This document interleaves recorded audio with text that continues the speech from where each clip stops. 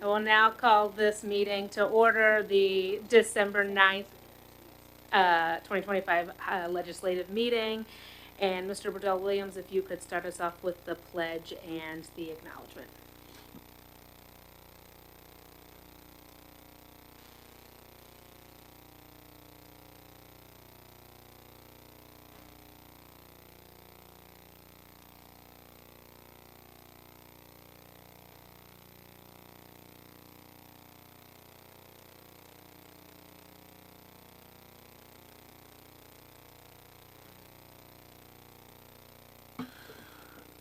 I'll now read the statement of acknowledgement and honor of Indigenous and diverse communities.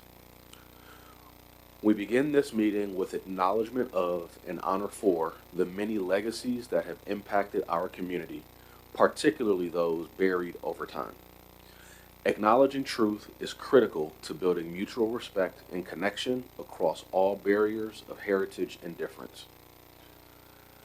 Cheltenham Township stands within the Lenape-Hoking, the ancestral homeland of the Lenni Lenape civilization. Their people were and still are caretakers of this land and its rivers, and their legacy continues. We pay respect to their elders past and present. Our community owes its existence and vitality to generations from around the world who contributed their hopes, dreams, and energy to making the history that led to this moment. Some were brought here against their will, some were drawn to leave their distant homes in hope of a better life, and some have lived on this land for more generations than can be counted. Please take a moment to consider the many legacies of violence, displacement, migration, and settlement that bring us together. As a school district committed to fostering intellectual curiosity and discourse in service of social justice, join us in uncovering such truths. Thank you, Mr. Burdell Williams. Ms. Hatcher, could you take the roll call, please? Good evening. Ms. Listine, Present. Mr. Burdell Williams, Present. Mr. X, Ms. Loman, Present. Ms. Mulhern, Present. Ms. Murphy, Present. Mr. Schultz, Present. Dr. Watts, Present. Dr. Whiting. Present. Thank you. That concludes our roll call. Thank you, Ms. Hatcher. We will now take public comment on agenda items only. Any Cheltenham resident, taxpayer, school district employee is permitted to comment on agenda items, and any non-agenda items at the time scheduled. Speakers' comments are limited to 3 minutes or less. I do want to just clarify that during legislative board meetings, the first opportunity, which is now, the public comment is reserved for comments on items that are on tonight's agenda, and a second opportunity for public comment will occur at the end of the meeting. Any comments? Thank you. We will move on to recognitions. We have with us Mr. Metcalfe tonight for Cedarbrook Middle School.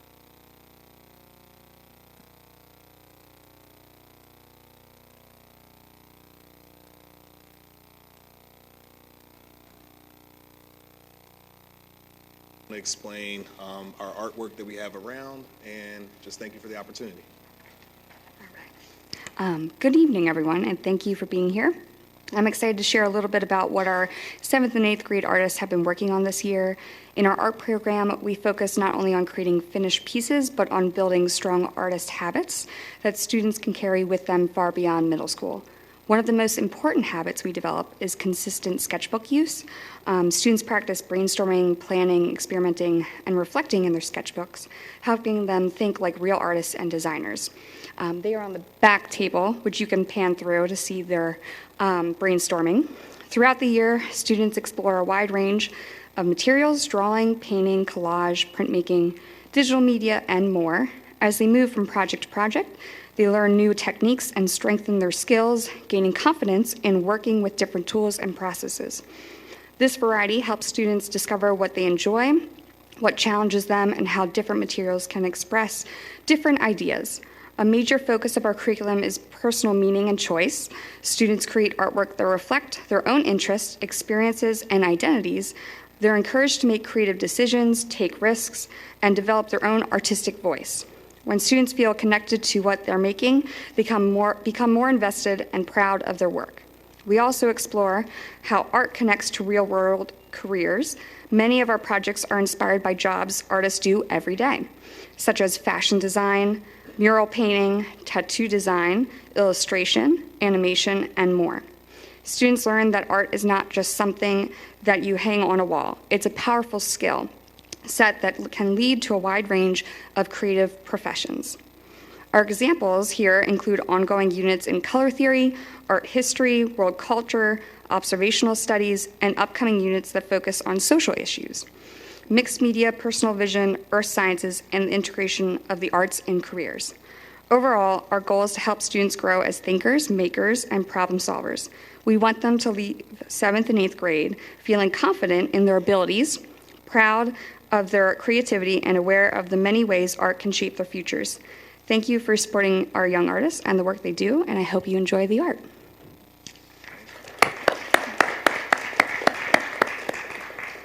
And I believe we do have one other presentation, video presentation, I believe. So.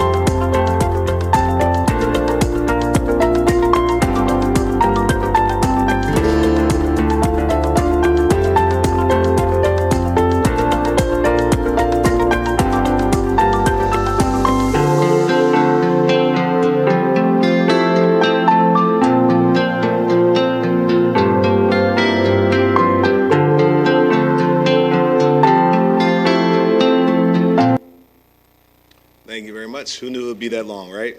I do want to thank our school board members who recently came to work with us during our AFAs. While the video was long, I believe if you come, in tidbits, short periods of time, you get a chance to really get a feel for what our school is in a day, or even 5 minutes. So thank you all for coming. It was a pleasure. Our scholars really appreciated and gained so much just meeting with other adults that have an interest in them. So thank you. Thank you, Mr. Metcalfe. We will now move on to an approval of our minutes. Can I have a motion to approve the November 11th minutes? So moved, Ross Whiting. Second. Second, Charles Burdell Williams. All those in favor, say aye. Aye. Aye. Any abstentions, or any nays or abstentions? Thank you. The motion carries. The minutes are passed. We will now hear from our high school students with our student council report. Ms. Zubeiru.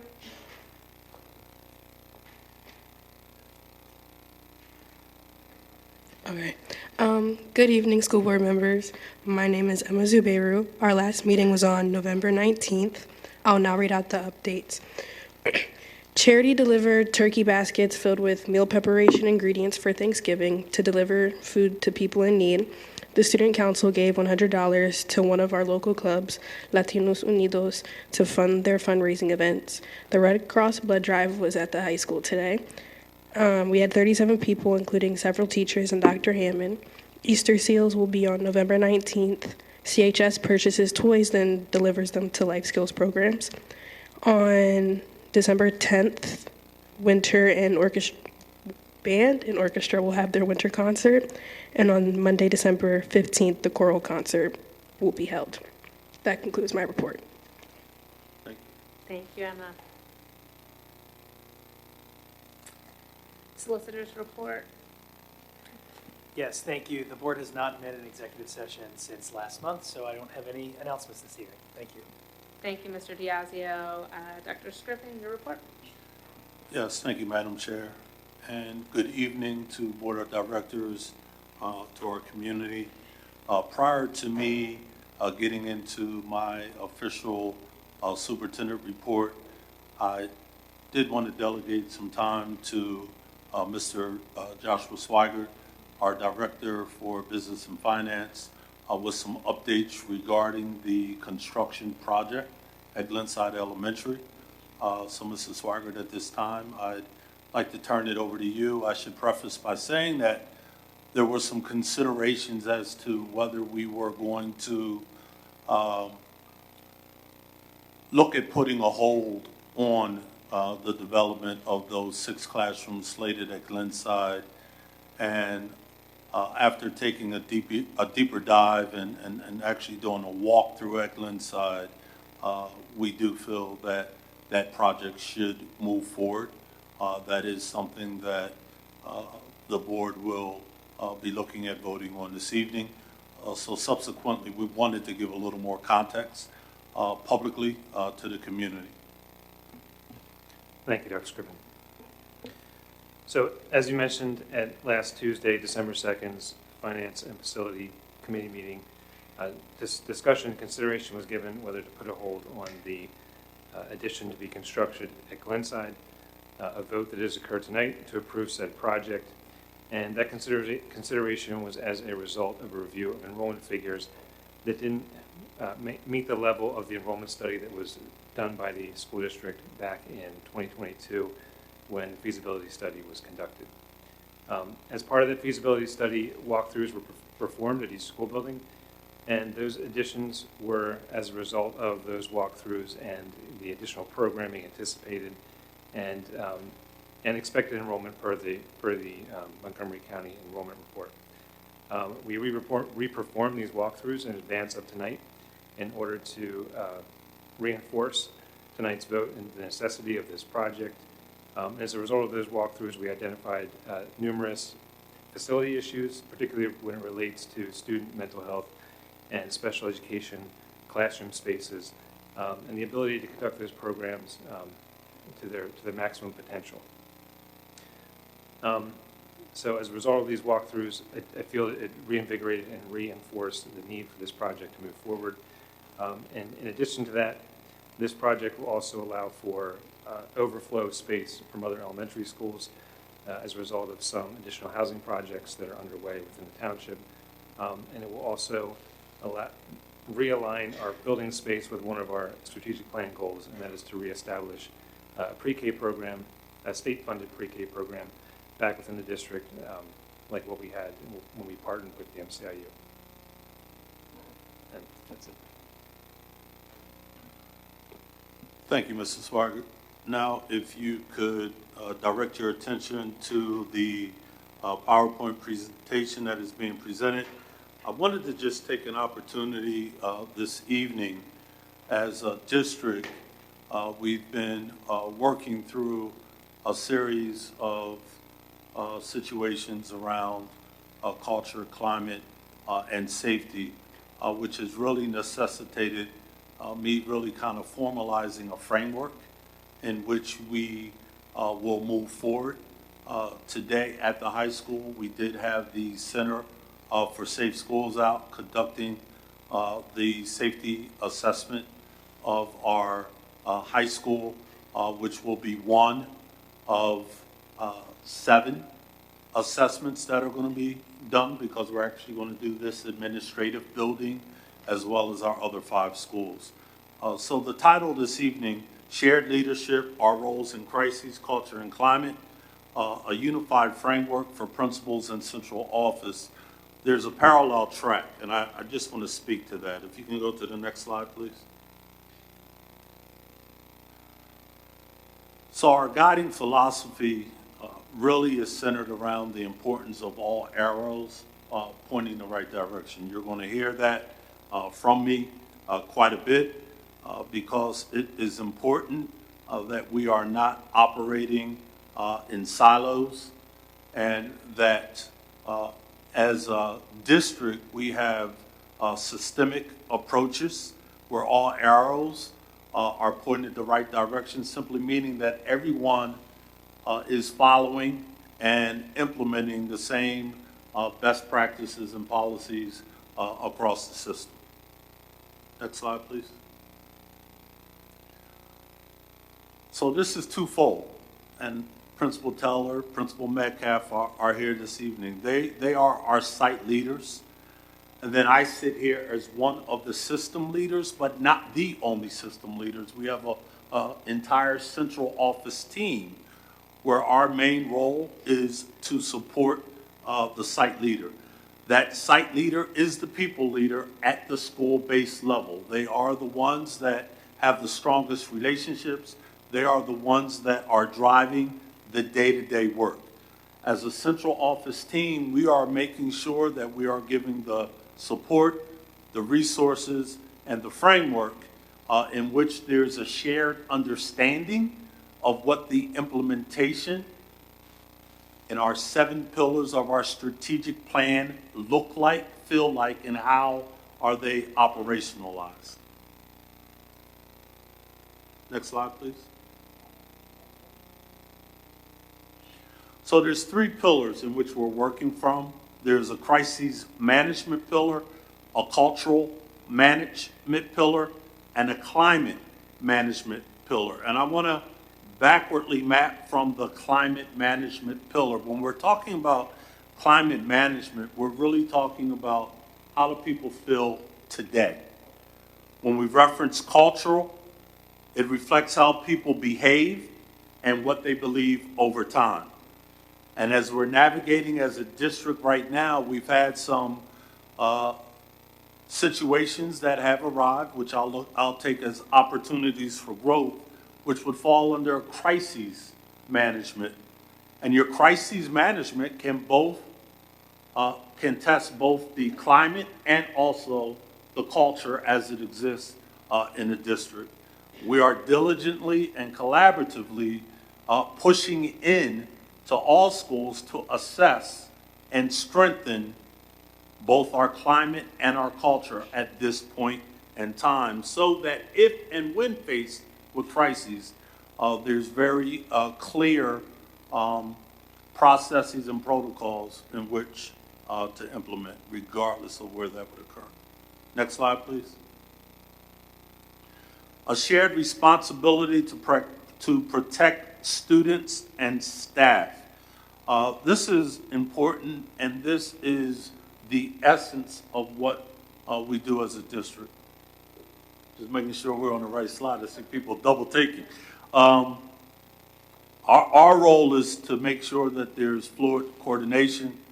And one of our challenges is making sure that we are being transparent from a communication standpoint, that all stakeholders within the district have a clear understanding of what our actual protocols are. That is going to be the work as we move through this winter and into the spring. Next slide, please. So crises management in action, there's a direct response and system-wide coordination. I'm simply highlighting the role of the principal versus the role of central office.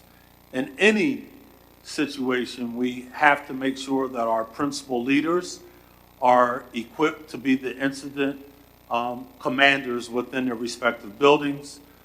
They're the ones that will interact directly with support, whether that be from township police, but they do not step in isolation. There's fluid communication between our school-based principals and our central office team. We are the ones that assist with guiding and directing them to make sure there are no missteps as we navigate whatever the current scenario or situation is that we're addressing. And that is something that we are truly working on being more lockstep.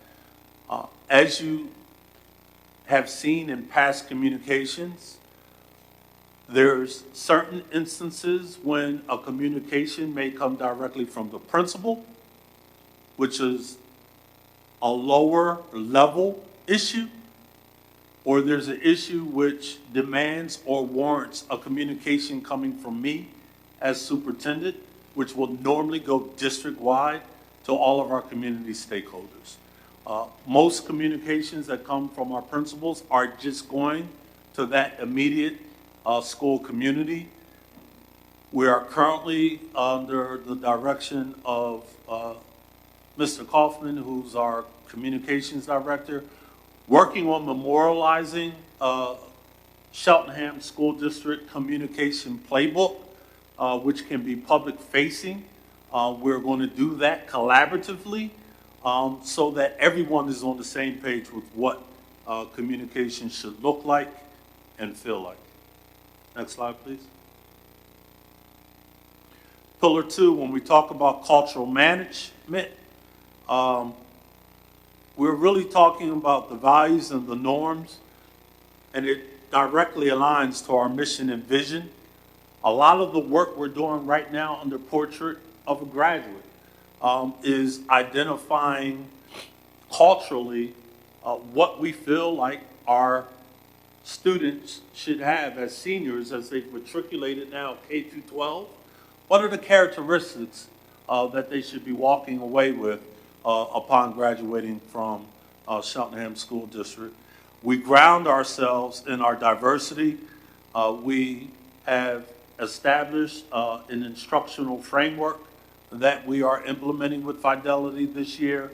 We are in our 3rd year of implementation of our NTSS program, which is something that we did not even have 3 years ago when we're able to address Tier 1, Tier 2, and Tier 3 supports and interventions for students. So we are definitely memorializing and putting protocols aligned to research-based best practices that all members throughout the district, regardless of schoolhouse, have a clear understanding of what implementation should look like. Next slide, please. Building our culture, and again, delineated between what that looks like for a building administrator versus what that looks like as a central office. Within the building administrator side, you see some of the roles and responsibilities that them and their staff directly touch. MTSS and PBIS, I just and you'll probably see in the agenda, consent agenda tonight, that there's training that teachers are going to, again, for PBIS and what implementation looks like as we're trying to strengthen that in each and every one of our schools. The importance of celebrating successes are things that our principals do a great job of. Our Debbie, which for us is diversity, equity, belonging, and being inclusive, is something that we pride ourselves on. This happens at the school-based level. You just saw a presentation by Principal Metcalfe that really speaks to the culture, the climate that exists there at our middle school level. On the central office side, we support the process. We make sure that the necessary PD is in place, that the training is in place, but that it's differentiated. We're making sure that we have something that meets the needs of every staff and faculty member within our district. Working alongside of Mr. Swigert, we have to make sure that we're differentiating resources.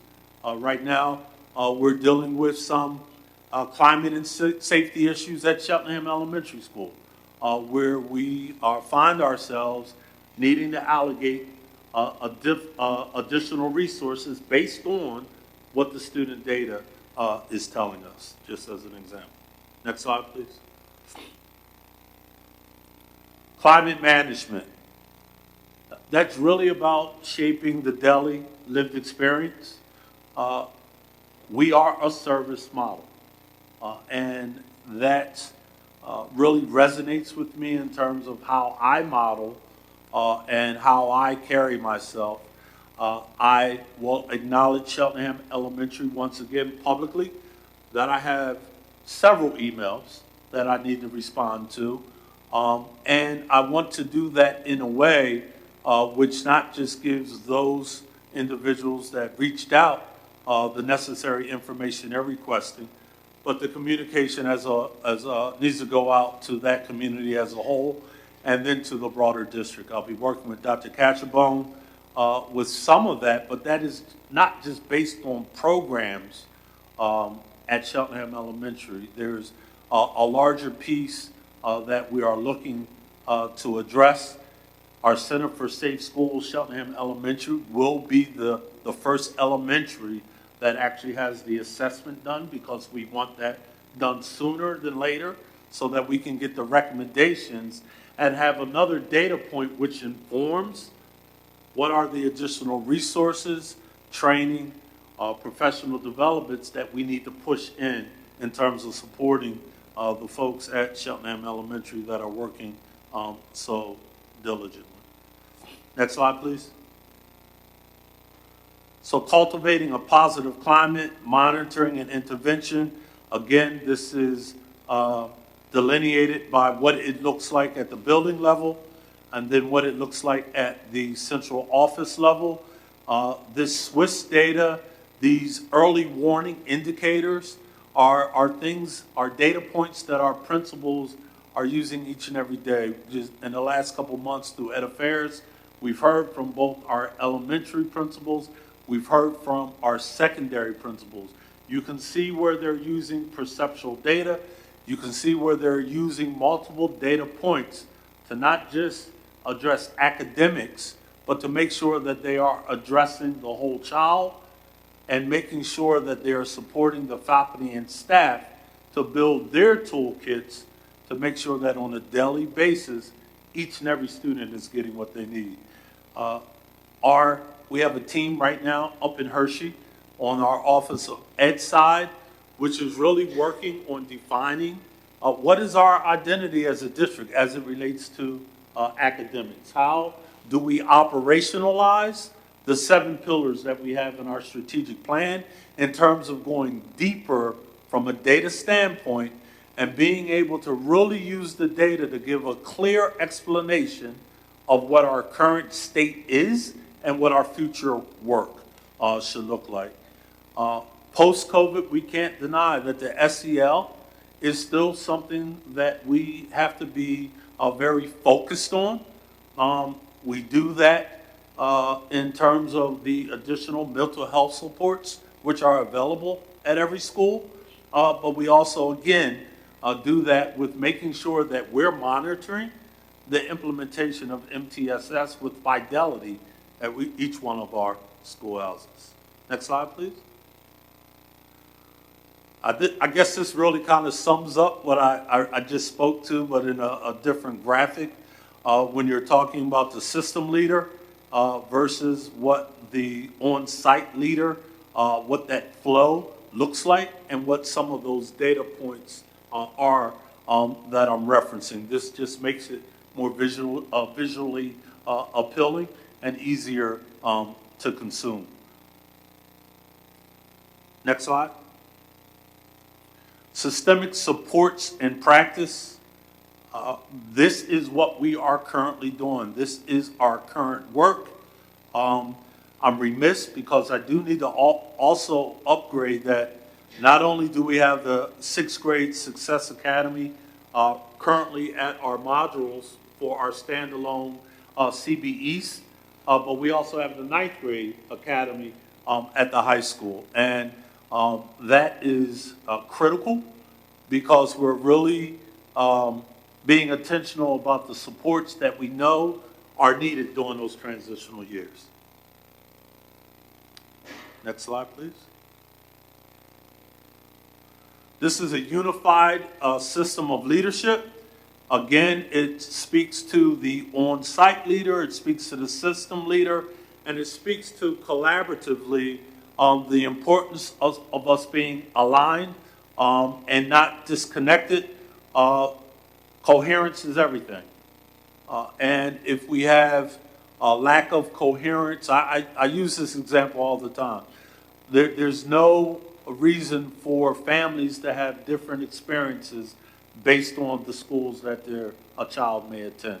If you move from our furthest elementary at Cheltenham Elementary and go all the way over to Glenside, when we talk about culture and climate, there should be similarities that are felt in each one of those schoolhouses. It's our job as system leadership to make sure that we're pushing in and giving those supports. We have monthly meetings with our whole administrative team, including our principals, our assistant principals, and our complete central office staff, where we spend 3 to 4 hours really unpacking our current practices, what's working, and what we need to revisit in terms of doing a better job of.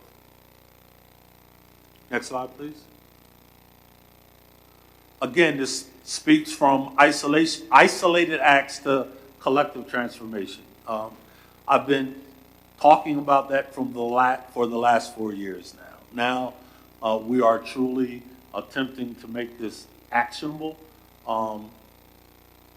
Board is governance. We always say that administration is where you operationalize. We are truly using our strategic plan as a daily North Star for what our work should be each and every day. And then the final slide is just a nice picture which really culminates what we want the lived experience of each and every one of our students to have each and every day.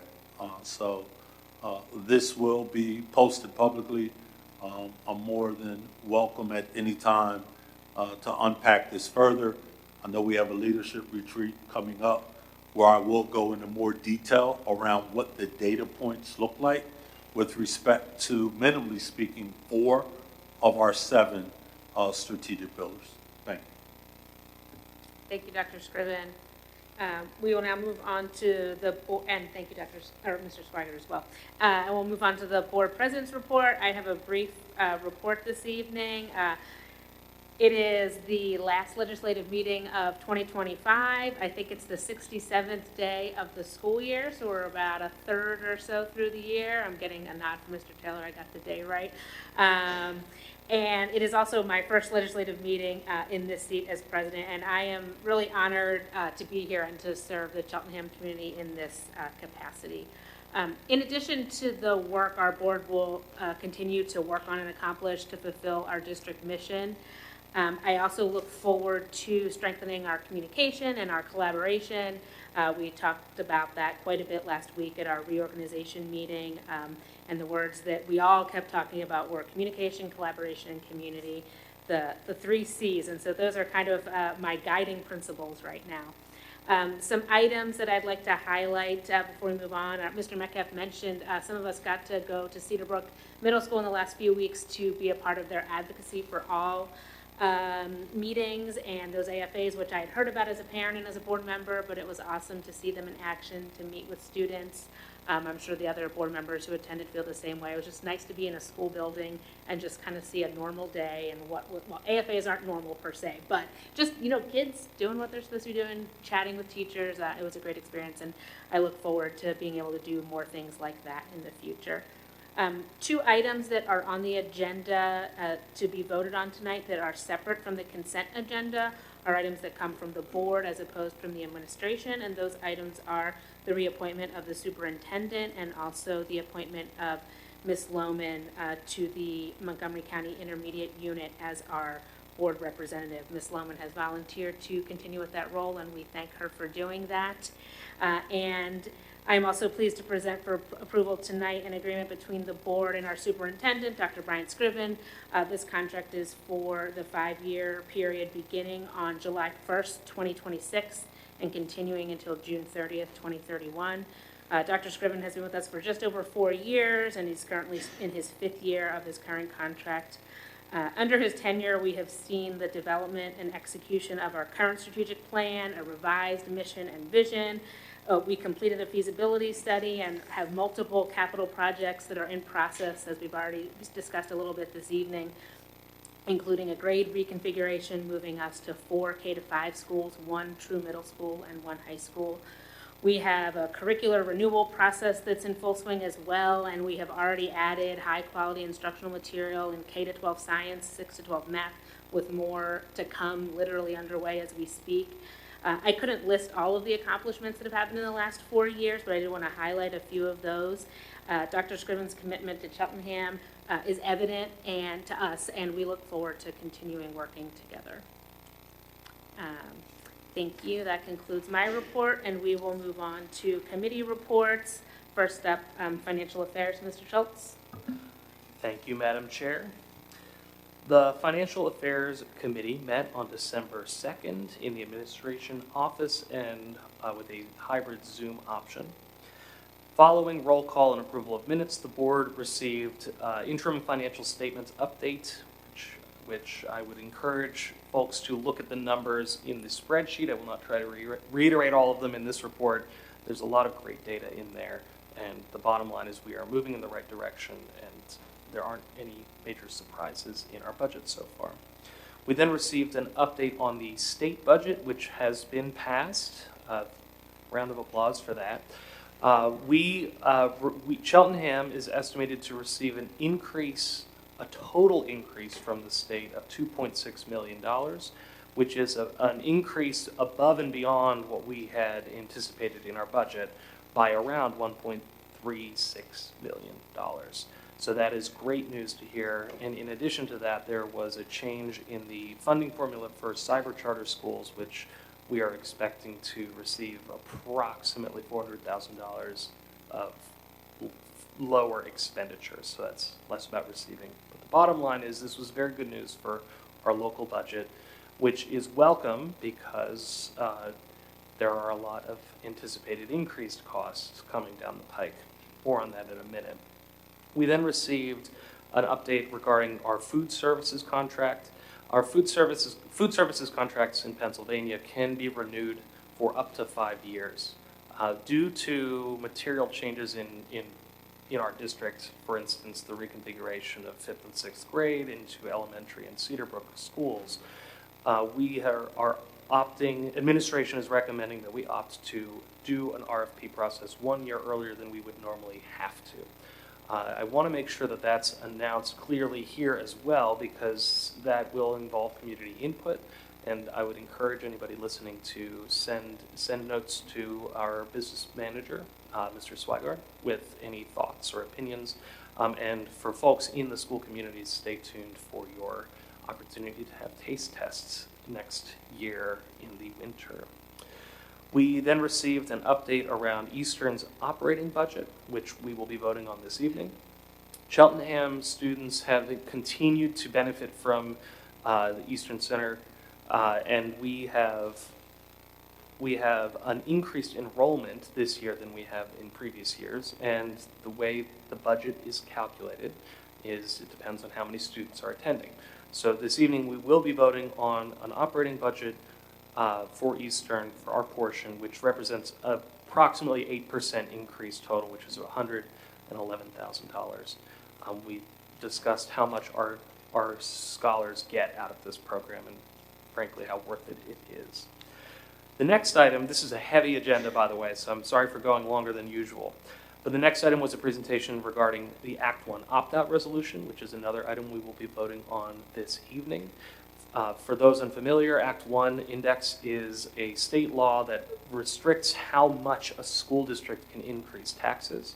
And by opting out of Act 1, we are confirming we will not raise taxes above the specified level in this upcoming budget cycle.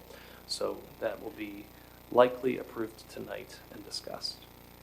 Then we received an update around construction bids which have come in. And this was another item of good news. The bids are around $5 million less than the total estimated cost between the Cedarbrook expansion and the Glenside Elementary expansion.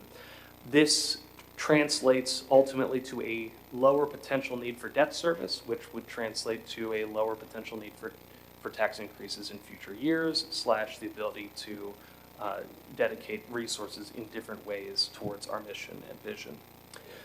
Finally, we received the bad news, which are various budget considerations that we need to, as a district, be well aware of as we enter the budget cycle for next fall.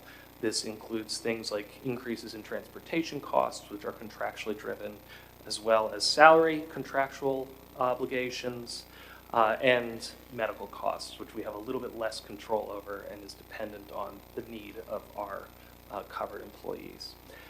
That concludes the content of my report. We will be meeting again January 6th, the first Tuesday of 2026. Thank you. Thank you, Mr. Schultz. Educational Affairs, Ms. Murphy. Good evening. The Educational Affairs Committee meeting met on November 18th, 2025, here in the administration office and with a hybrid option. The meeting opened with a review of the 4 phases of the continuous school improvement process. We heard previously from Dr. Pimentel about that, and he reviewed the targets for our Keystone English Language Arts and Math programs. Following that, the middle and high school principals presented their latest data. Principals Craig Metcalfe and Dr. Benjamin Hammond gave us great information about the data that they have accrued at this time. A highlight of the Cedarbrook data is the strength of small group instruction. The Director of School Services, Charlene Collins, gave an overview of the progress made on the district's comprehensive plan and updates on the 2026-27 and 2027-28 academic calendar years. Our next Educational Affairs meeting is Tuesday, December 16th at 7 p.m., and that concludes my report. Thank you, Ms. Murphy. Eastern Center for Arts and Technology, Mr. Burdell Williams. Yep. Thank you, Madam Chair. The Eastern Center for Arts and Technology Joint Operating Committee met on November 12th in person. Prior to the JOC meeting, there was the annual sharing of the Eastern Center for Arts and Technology annual report, which is an opportunity for board members, superintendents, and other select members to be able to hear about all of the good things going on at Eastern in a very direct format. In addition to that, we also had a chance to enjoy a meal that was fully catered by the culinary students at Eastern, as well as go home with a really nice colorful program that was fully designed, developed, and executed by the students in the digital photography program.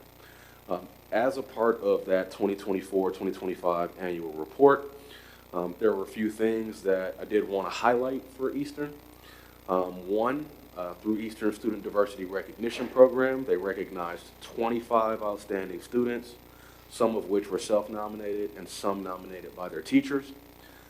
At the Career Expo event, which is always extremely popular and well attended, Eastern welcomed 538 potential students into programs to visit and get a better understanding of what Eastern provides.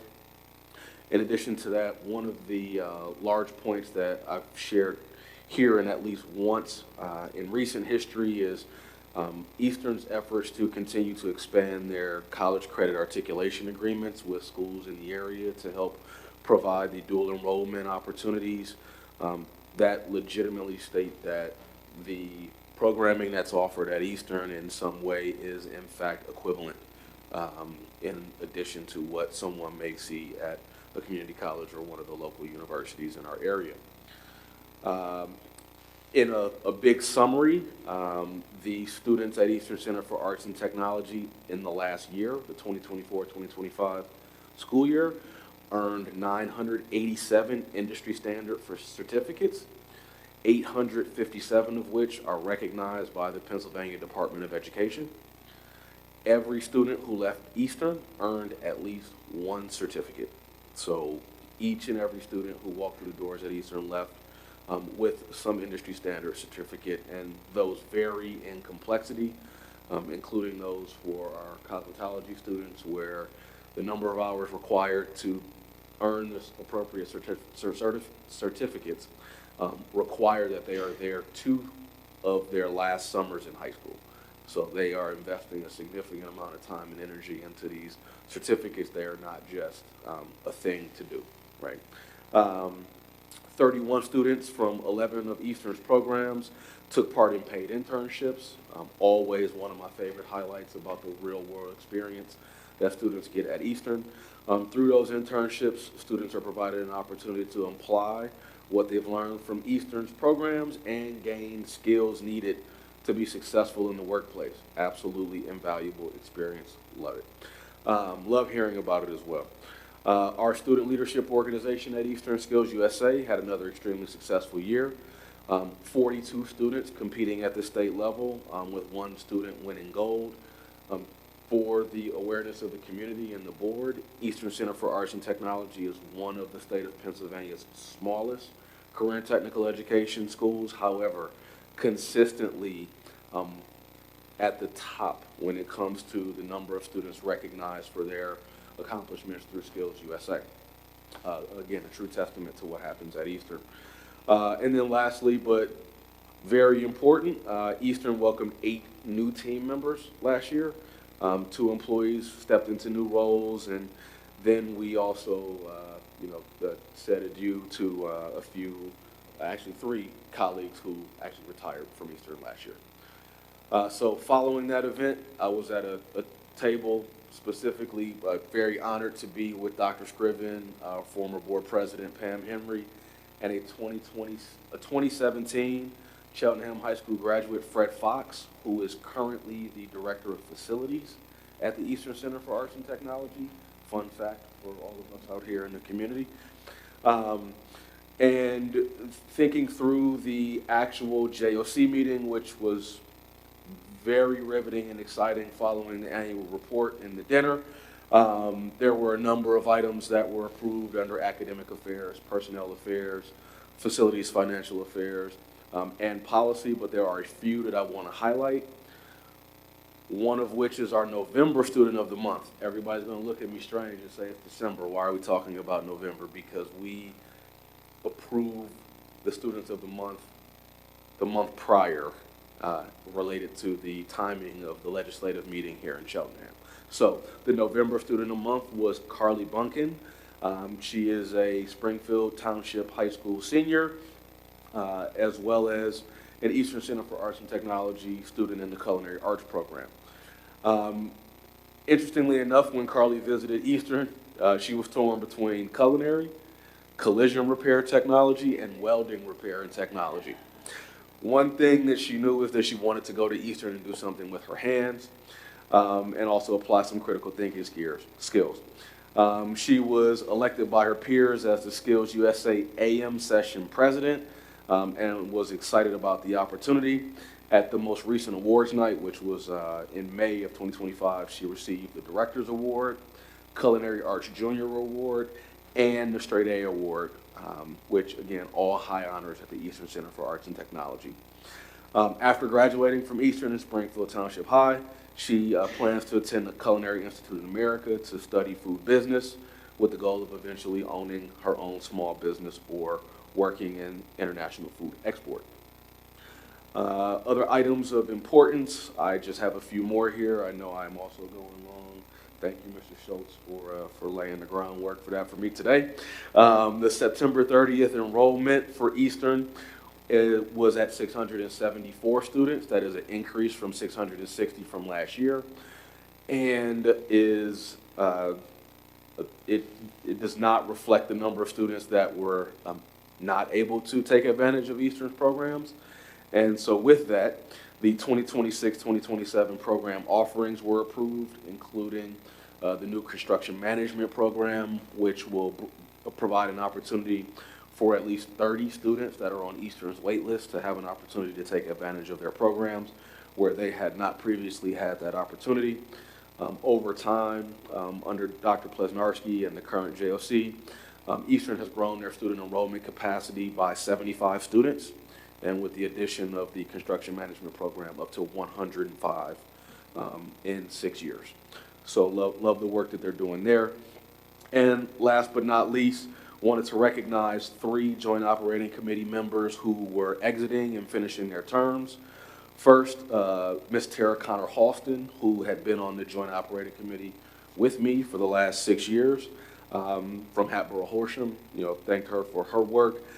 Dr. James Lee, who was finishing his term in Lower Moreland, and Ms. Jennifer Ionetti, who was finishing her term from Upper Dublin. And the next meeting of the Eastern Center for Arts and Technology Joint Operating Committee is tomorrow at 8 p.m. via Zoom. The link to that meeting can be found on Eastern's website, as well as the full 2024-2025 annual report at eastech.org. And that concludes my report. Thank you. Thank you, Mr. Burdell Williams. Report from the MCIU from Ms. Lohman. Thank you, Ms. Mulhern. Can you hear me? Yes. Thank you. The Montgomery County Intermediate Unit Board met on Wednesday, November 19th, 2025 at 6:45 p.m. in person at the MCIU's main offices in Norristown and over Zoom. The board met in executive session prior to the public meeting to discuss a personnel issue. The MCIU board received reports and voted on action items from directors of the IU's 10 offices.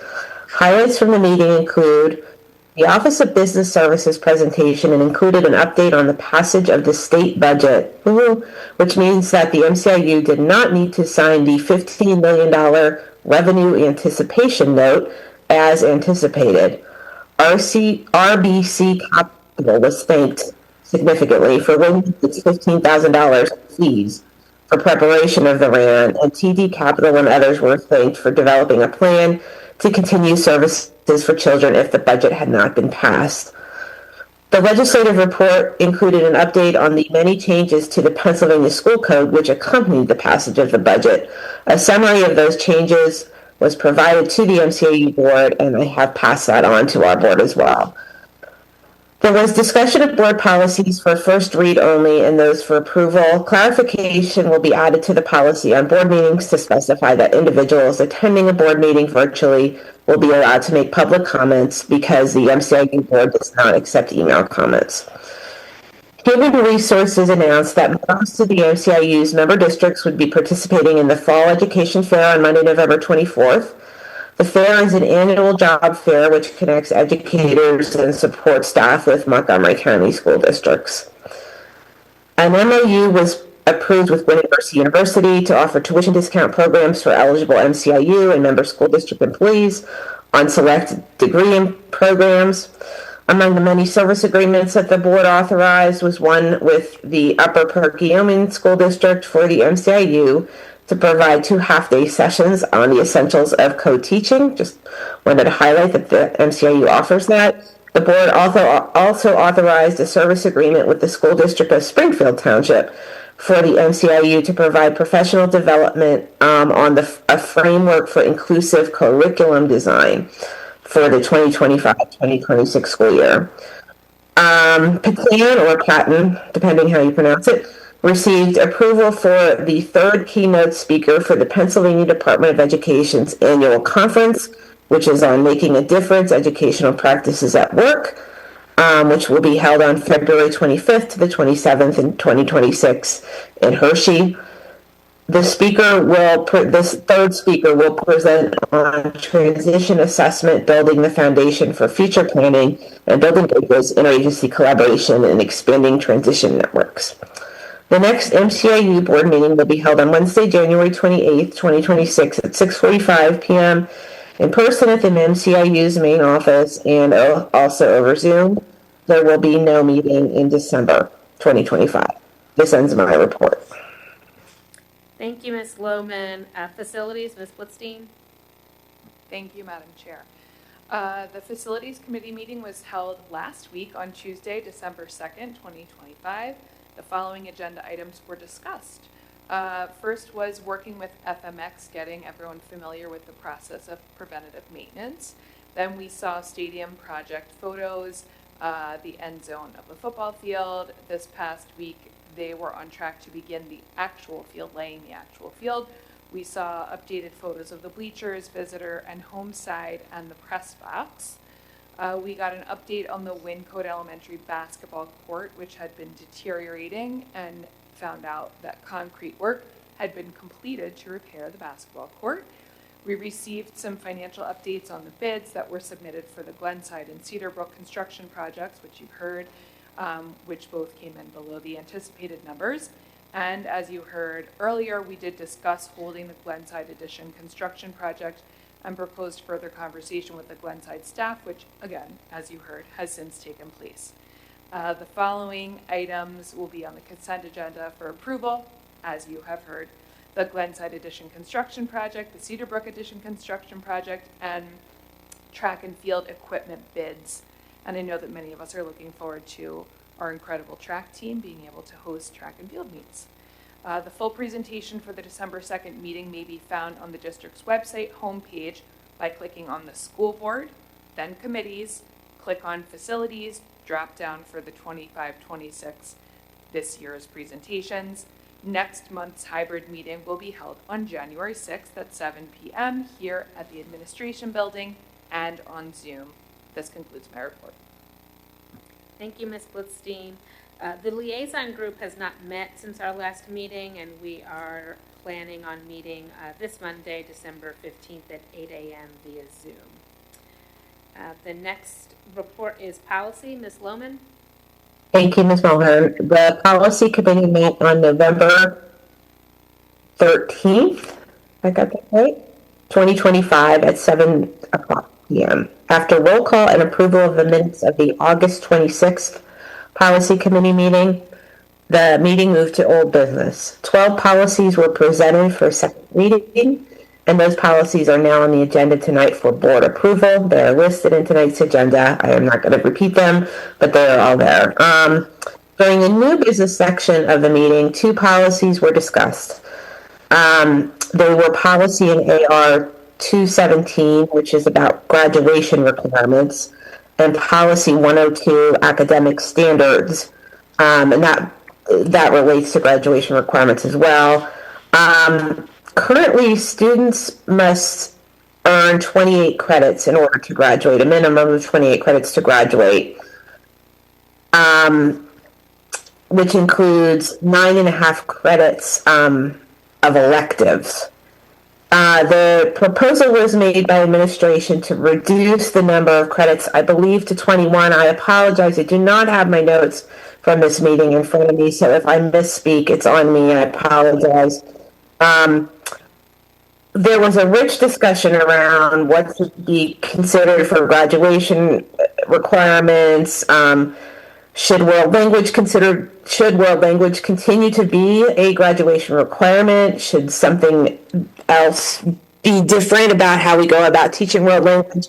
So I encourage you, if you're interested in graduation requirements, which is obviously a very large and important topic for the district, I would encourage folks to go watch the video presentation from this meeting, which is available on the district's website. If you can't find it, please just email me at jloman@cheltenham.org and I'll send it to you. I'll find it for you. The next policy committee meeting will be on Tuesday, January 27th, 2026 at 7 p.m. at the administration building. This ends my report. Thank you, Ms. Lohman. The next report would be legislative group, which is Mr. Epps. Mr. Epps is not with us tonight and also did not have a report to share. We will now move on to the approval of agenda items. The first item is the consent agenda. Do I have a motion for the consent agenda approval? So move, Charles Riddell Williams. Second, Leah Blitzstein. Thank you. The motion has been made. Are there any discussion or comments?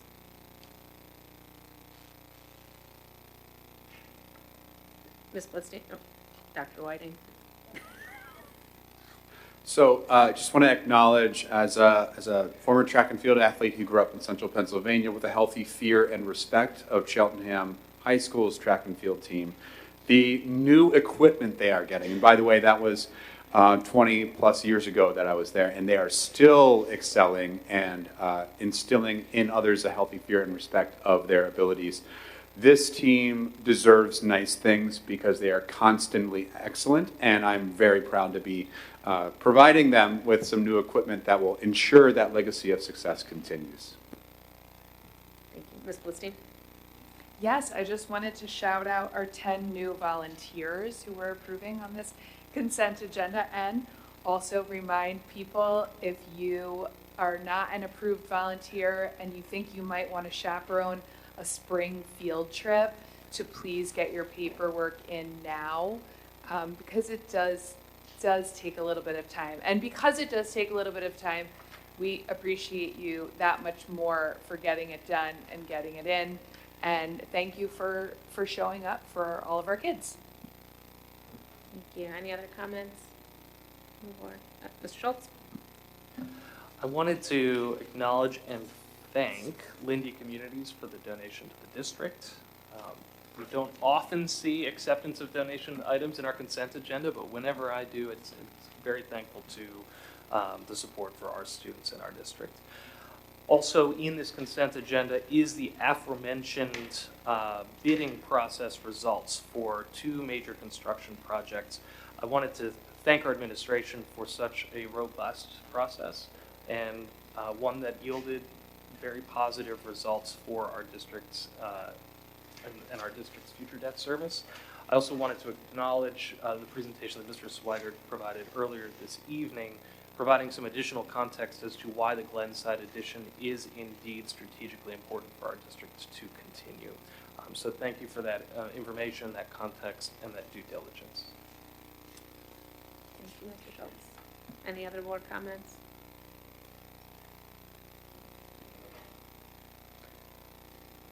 And that I will ask for a vote then on the consent agenda. All those in favor, say aye. Aye. Aye. Aye. Opposed? Any abstention? Thank you. That motion carries. We will move on to our next agenda item, which is the approval of the reappointment of the superintendent contract. Do I have a motion to approve? So moved, Dan Schultz. Second, Ross Whiting. Thank you, Dr. Whiting. Any discussion, comments? Mr. Schultz? I know I talked a lot, but there's a lot of important things to say tonight.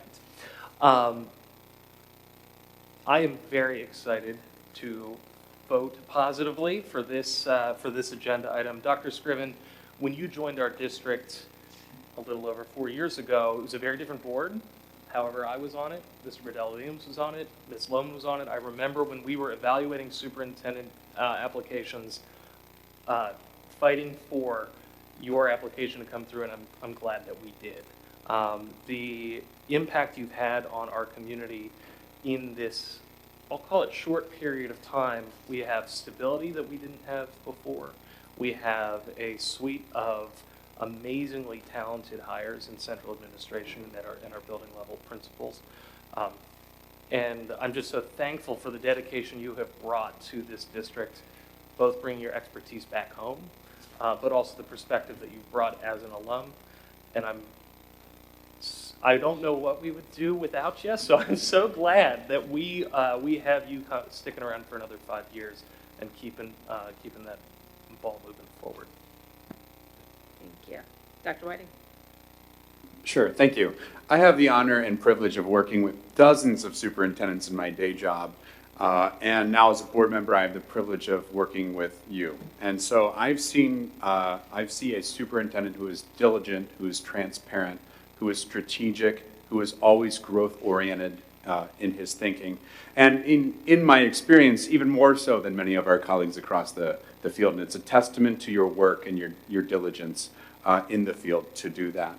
You have this unique ability to recognize the strengths and needs of our educational colleagues in ways that make them stronger and more effective, and I greatly value that as a board member. There are no paths that any district takes that are naturally smooth, and instead it takes the constant work and effort of all of us combined to do that, and I'm looking forward to working with you to smooth those paths in our future. Thank you. Ms. Blue?